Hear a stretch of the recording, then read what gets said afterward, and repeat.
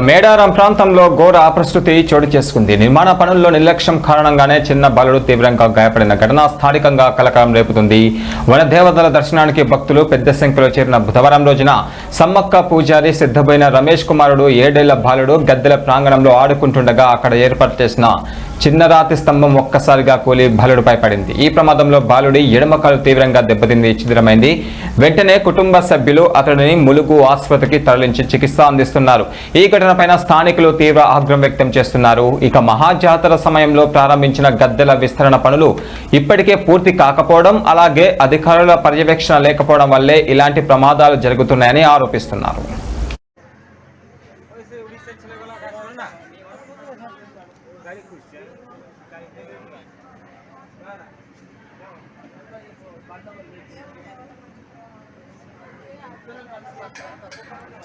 ఈ బండల వాళ్ళు తీసిళ్ళు, ఈ చుట్టూ బండలు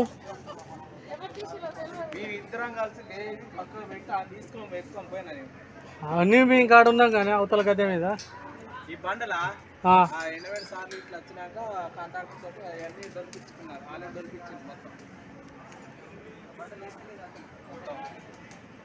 ఇక ఒకటేనే ఉన్నాయి బాబాయ్. ఈ లోడలోడ అవన్నీ తెలుసు కానీ